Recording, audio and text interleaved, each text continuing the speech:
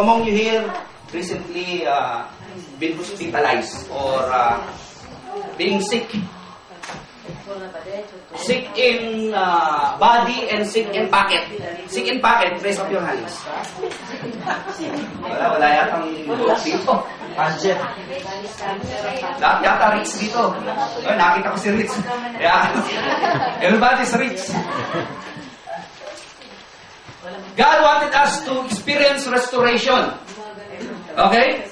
I would like you to read with me the Gospel taken from the book of Nehemiah chapter 1 verse 3. Anyway, restoration first is, according to the dictionary, it is to give or to bring back to the original condition or place. Okay? This is the story of Nehemiah. They said to me, those who survived the exile and are back in the province are in great trouble and disgrace. Say it with me. Great trouble and disgrace. Great trouble and disgrace. Pa naman dito, wala pa namang great trouble dito. Are you in great trouble or in great distress? You need to be restored. You need to be reformed by God. The wall of Jerusalem is broken down. And its gates have been burned with fire. This is the condition of many people. Not physically speaking, but spiritually, emotionally, relationally, they are broke. Hindi lang ako nagsasalita rito na literal na pader, kundi mga pader ng buhay nyo. You are open and vulnerable to attack because your wall of protection has been burned down. Amen? Pasok, brother. When I heard these things, Nehemiah, I sat down and wept. For some days I mourned and fasted and prayed. See? Fasted and prayed. Kaya meron kayong trouble sa buhay, wala kayong ibang unang gagawin kundi manalangin. When you encounter trouble and disgrace, all you have to do is to pray, to fast, and to seek the counsel of the Spirit. Sino-sino hinahaginap natin pagka meron tayong trouble? Sino may makutaan kung may dito malaking pera? No. Your first move is to seek God. O Lord God of heaven, the great and awesome God who keeps His covenant of love. Say it with me, covenant of love. Say it with your seatmate, keep your covenant of love. Keep your covenant of love. Oy, totoo ba yan? Sinasabi ko sa asawa mo? Hello? Baka naman naglulukuhan lang kayo ng asawa mo. Okay, covenant of love. With those who love Him and obey His command. The condition is this. With those who love Him and obey His command. God is keeping His covenant with you. Pasok, Brad. Say it with me. Our memory verse for today. Once again. The God of heaven will give us success. Once again. The God of heaven will give us success. Last. The God of heaven will give us success. Nehemiah 2:20. Nehemiah 2:20. Nehemiah 2:20. Pag yan nakalimutan ninyo, talo na kayo. Ulit, I will repeat. If you will forget that Bible verse, you are already defeated.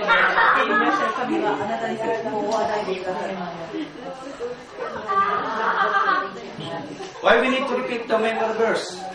Because it is important.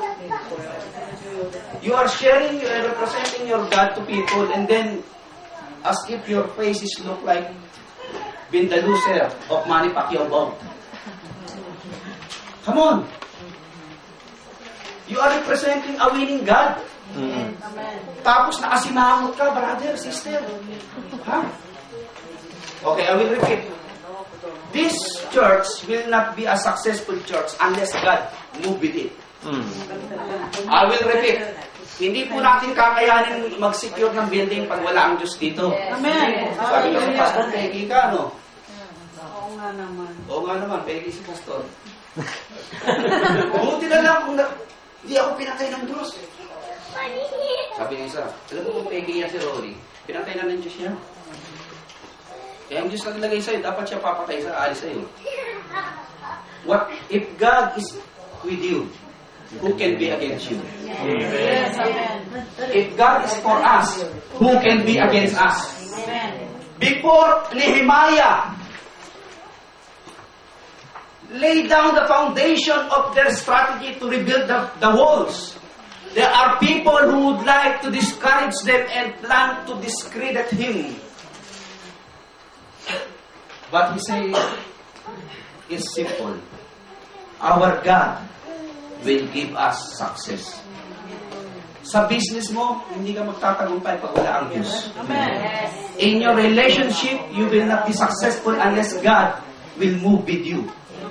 In your problem, it will never be, there will never be a solution in whatever problem you are undergoing if God is not there. The Bible is very clear. In John chapter 3, John the Baptist said, no man receive anything unless it is given to him from above. Amen. Hallelujah. Kaya hindi ako natatakot mawala yung mga tao. Pastor, why? Hindi naman sa akin yan eh. Hallelujah. Hello? Hello? Insecure? Ba't ko nga insecure? Kung di sa akin, di sa akin. Kung sa akin, sa akin. Kayo din ganun. Pag hindi sa inyo, yung kunin. Hello? Nandiyan pa ba kayo? Always remember, whatever you have, that is for you. And whatever little things you do have, God will give you success if you offer that to God. Like the little boy who offered his 2 loaves of bread and 5 pieces to Jesus, and Jesus was able to multiply those bread and pieces. Amen? At alam nyo anong ginawa ng bata na umuwi? Nagdala pa ng maraming surpluses. That is what God can do for you and to you and through you. Hello? No, it seems to be I'm talking nonsense to you, brother and sister. Pero this is the reality of life. Okay? God, capital letter. Of God of what? Nasaan yung God? May tataas pa ba sa heaven? Oh. Will give. Huwag mo na sa sarili, will give me. Puro kayo will. Will give me. Okay lang yun. Personalize mo. Pero laging collective lagi. Okay? Huwag ka masyadong makasarili. Sabi niya, okay na ako dito sa bahay. I can worship God by myself. Ha? Eh, ba't ginawa pa lang ng church? Kung pwede pa lang mag-meet ka dyan. Ayoko na sa church, maraming plastic. Labo mo pa. We always think collectively. The last word you should speak is I. You should always we, us, our. No man is an island, brother and sister. Amen. Us. What? Success. This is a winning team. Mr. Banji, you are a winning person. Brother Robert. Sister Esther. Amen. Sister Romy. Sister Trey, you are winners. Say this with me, you are winner. Ayaw makumbinsi, parang napakalipod siya. Winner. Parang nataan niya yata sa loto. Come on! We are successful people of God. Because the promise is always there. God will give you success in whatever you do, whatever you think, whatever you say. If you are willing to submit your life to your God, God will give you success. That is reality. Come on!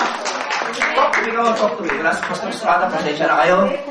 Kaya parang si Pastor Estrada ang dating ko ngayon dahil siya po ay nagkaroon ng abirya sa aeroplano. schedule. November 16 na pa, dating nila. They are willing to work in Europe at Pastor Bondi's church. They are willing to invest in Japan. Hallelujah. Why God is leading us to that connections, divine connection on. Talk to me. If God will not give you the success, come on, if God will find favor upon you, as the Bible says, He will use you and He will make, and He will see to it that all the things that you are doing in this life will be prosperous and successful. Joshua 1:8, if you are faithfully obeying whatsoever written in this the book, the law, it would not depart from your mouth.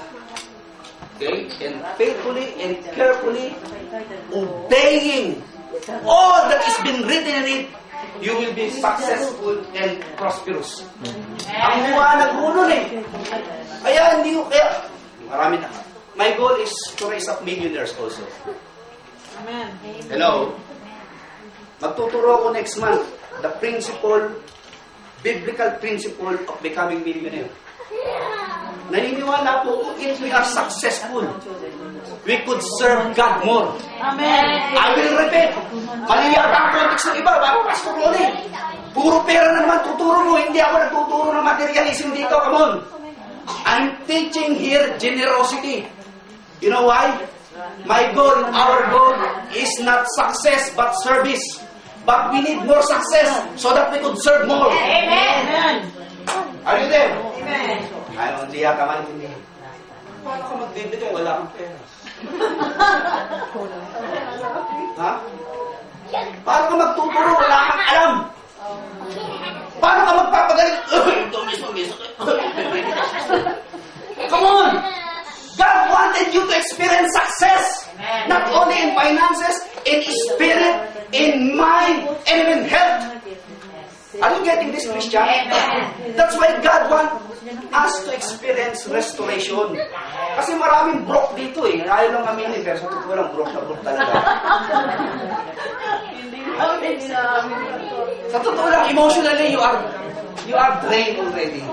Hello, are you there? Relationally, intellectually, alam mo, pero relationally, hirap ka. I'm teaching you the whole counsel of the Spirit. Pasok, brother. This is the formation. God formed. He created us according to His image. The Bible says in Genesis 1:27. But because of the fall of man, Genesis chapter 2, the devil deformed us. Amen?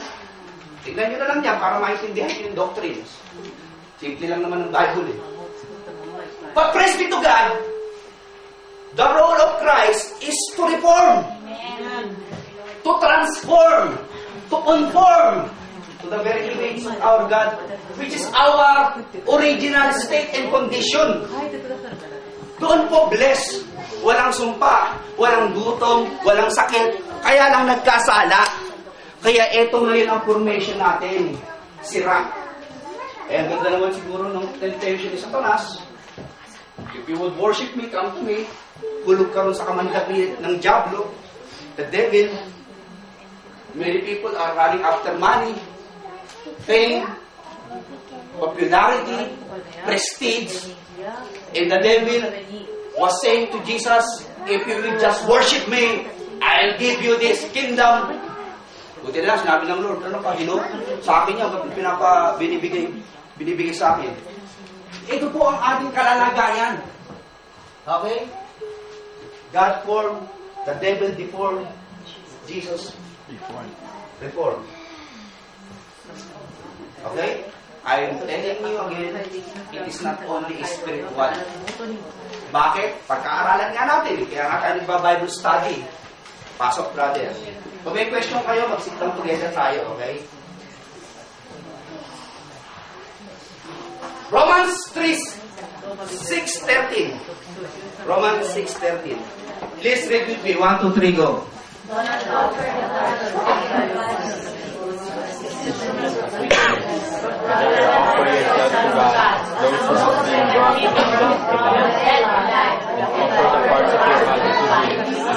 instrument of righteousness. Okay.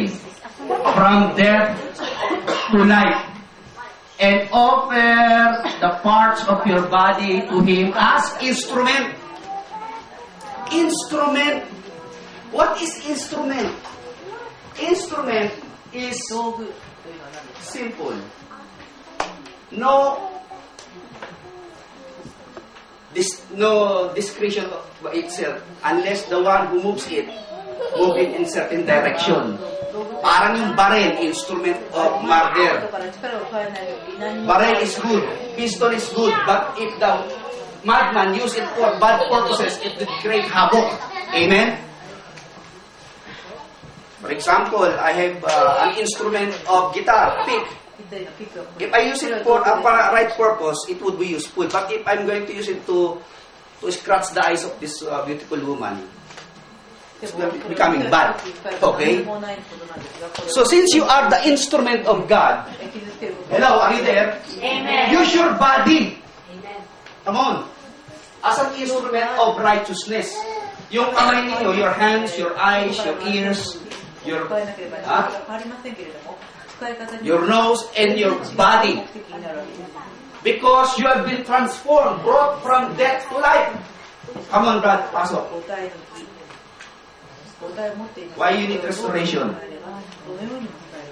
The restoration process.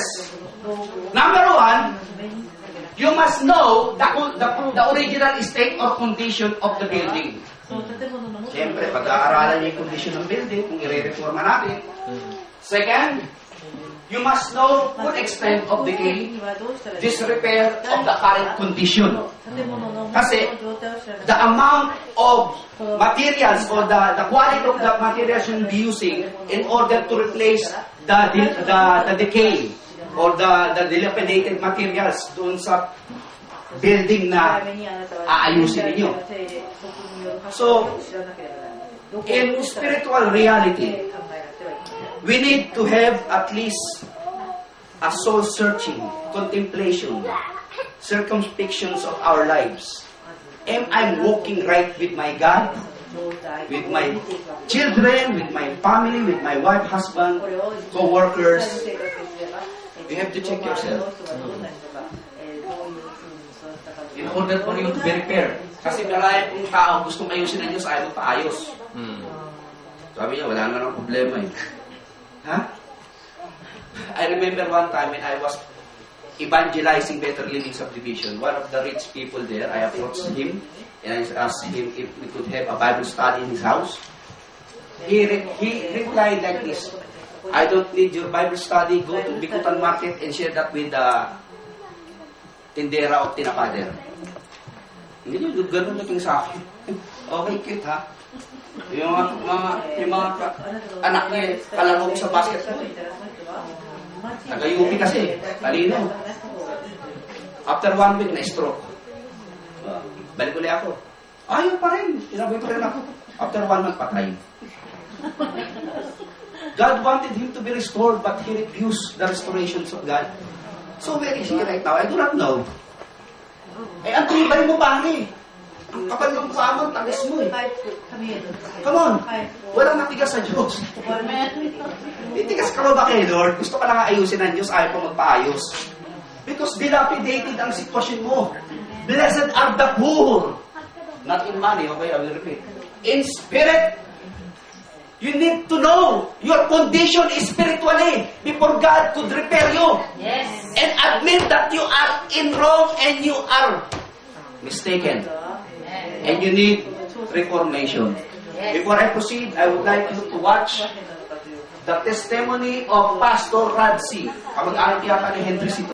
God has spoken through you and to you by this simple testimony of Pastor Radzi. Ngayon, successful businessman na yan. Okay? Kasi po, minsan, nakadepend tayo sa galing natin eh. We depend too much on our ability. Yung ating mateknik na utak.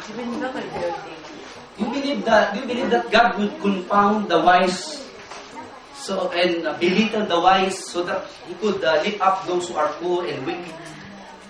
That's the Bible says. You need to empty yourself to God, Lord. Wala na po ko ibang asaan. Ikaw lang. I need to be restored. Unless you move, bagsak na ako. Ito lang po yung message, simple lang. Hindi na natin pa-complicatuin ang mensahe. I don't want to go to any complication of this message. You need to be restored. You need to come back to God. You need to reestablish your relationship with Jesus. Unless Jesus Christ would run your life, unless He would let you control your life, you cannot find your destiny. You came to God, you will live for God, and you will come back to God. That is our calling, pass of God. Third, having an accurate picture allows you to know the true cause for restoration project. So God is in the business of restoring people's lives, like what happened to Pastor Radzi. So malaking cost ang ibinigay ng Lord sa iyo. You bought with a price. That's why honor your God with your body. 1 Corinthians 3:19.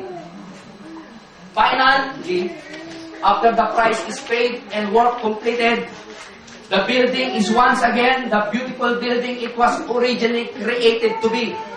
So, kailangan po ng ating cooperation. God needed us and God wanted us to work with Him. Hindi lang ho ang Diyos pinapabayaan mo, hindi mo matinutulungan sa sarili mo. Pastor, I want to get rid of this smoking. Hindi naman ang titigil. The Holy Spirit wants to help you about that area of your life. But if you would not help yourself, talo ka rin. Okay? You need to sit down and calculate. Ano ba yung bibitawan ko? Ano ba yung dapat ayusin? And then, move on with God and see God would move with you. Pasok, Brad. The original condition is this. Genesis 2:15 to 17. And Jehovah God took the man and put him into the garden of Eden to dress it and take it. And Jehovah God commanded man, saying, of every tree of the garden you may freely eat. But of the tree of the knowledge of good and evil, you shall not eat. For in the day that you eat thereof, you shall what? Nung kinain, namatay ba? Eh sabi, surely die eh. Ano namatay doon? In the physical, you don't need, but in the spirit, you need to empty yourself. This is what I'm talking about. I'm talking about spiritual restoration here first, before the physical will take effect. Maayos muna ang espiritu bago maayos ang panlabas, ang physical. Ayos na ang physical mo, ang ganda mo, ang cute mo, pero kalooban mo naman, dirt. Ano sa Diyos yun? O simple lang, hindi na ko natin kapahirapin ang theology natin para lahat maintindihan. Ayos ba ang kalooban? Nag-uusap yung mag-asawa. Did I mention the autumn is my favorite season? Autumn na ngayon. Marami hong nalalagas pagdating ng autumn. At dapat isa sa mga lagas niyan yung pride mo. Ano yung pride? P-R-I-D-E. People refusing instruction die early. Hello? Pride. Dapat malagas na yan sa buhay mo. Hello, nandiyan pa ba kayo? Sabi mo sa katabi mo, yung pride mo, ibaba mo na.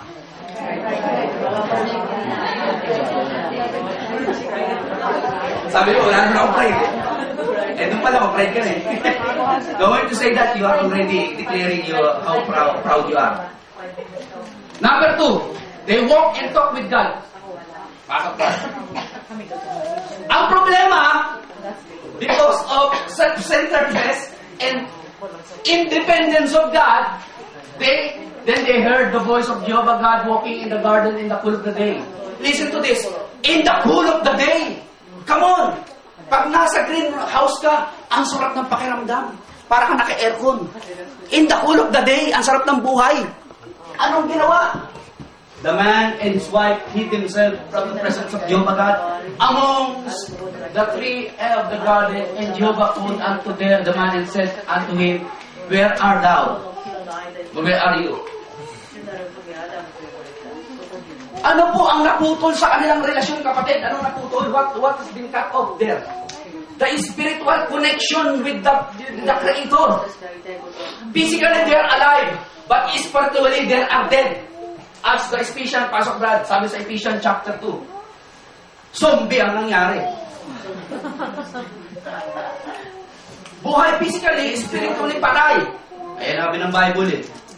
As for you, Ephesian Christian, when they were not yet Christian, Paul were writing them. As for you, you were past tense, dead. In your, where? Transgression means sin. And sins. In which you used to live when you follow the ways of this world and of the ruler of the kingdom of the air. Sino sinusunod dito mga tao to? The one who ruled the air. Satan. The spirit who now at work. O, kita nyo, kumikilos pala yung spirit niyan, ha? Hindi nyo kaaway, yung kasama nyo sa kaisya, hindi yun. Yung spiritong gumagalaw doon. Meron naman nakikita ang aswang sa likod niya.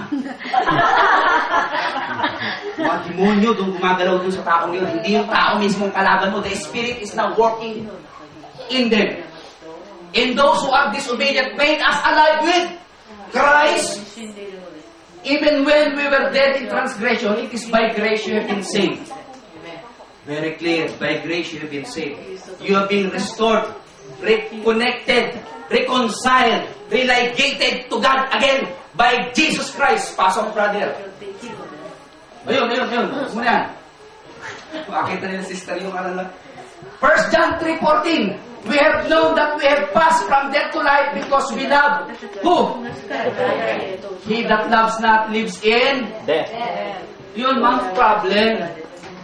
The penalty of death is sin. The sin of the wages of sin is death. But the gift of God is eternal life. Jesus Christ bridges the gap so that we could be reconnected again to the Father and experience the fullness of life in God. Jesus said, I came to give you life and have it more what? You. Naparito ako para bigyan ka ng buhay, konti at medyo masaya na rin. Hindi. Naparito si Kristo para bigyan ka ng buhay, isang buhay na ganap at kasaya-saya. I came to give you life and have it more what? Abundantly. Say with me, abundantly. Eh bakit hindi na-experience yung abundant life? Yun ang problema. Kasi nga, because you are living in sin and still under the curse of God. Pakita mo mabuti itong resulta niya. Pasok, Brad. Ayan. Kilala niyo ba yung sino?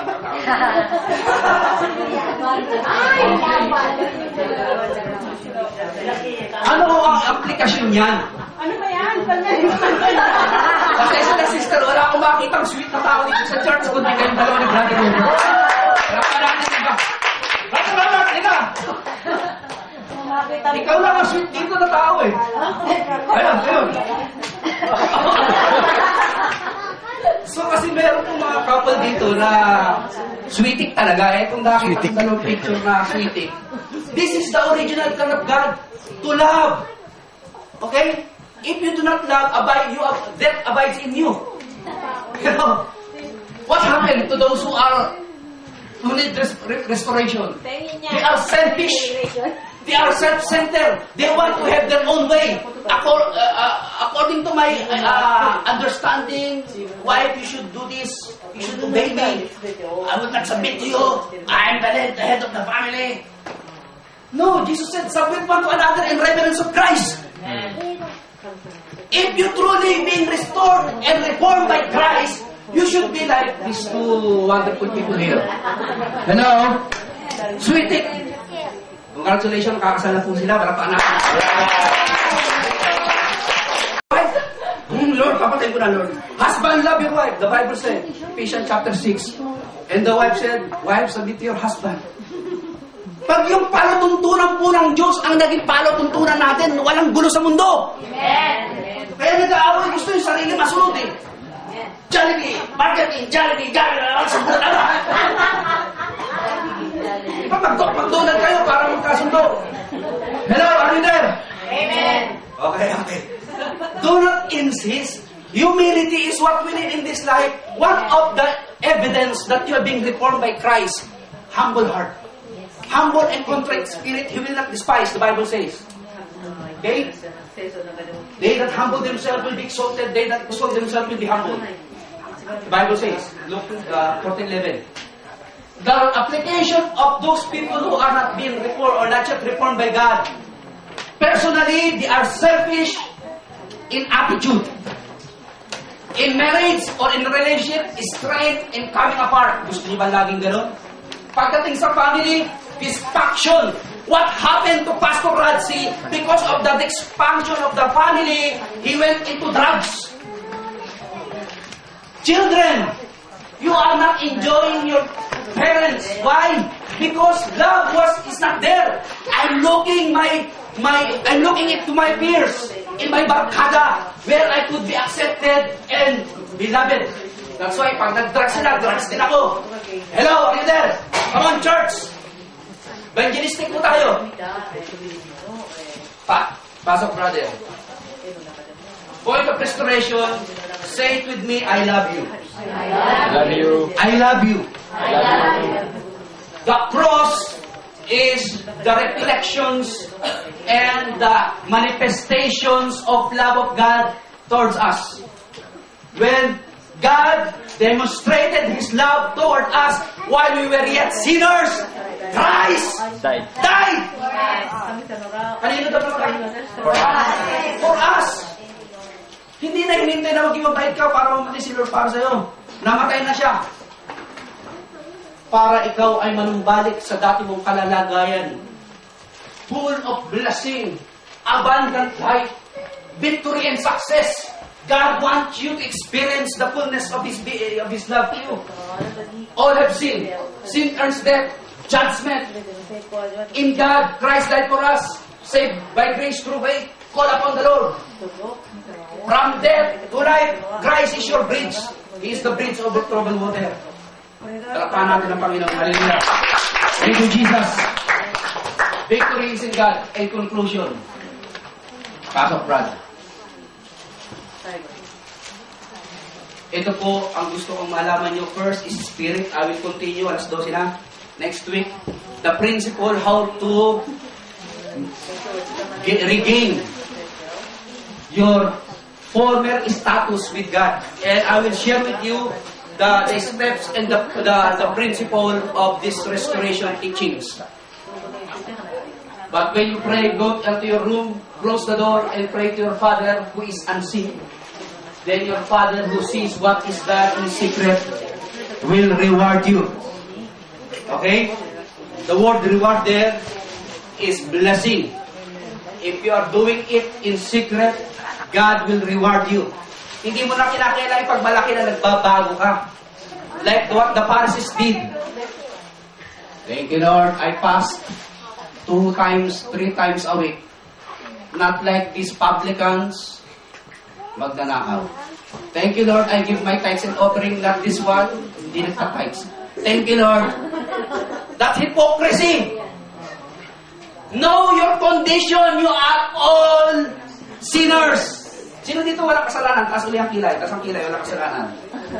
O, wala na naman. Kasi ang yayabang dito, kala mo righteous eh.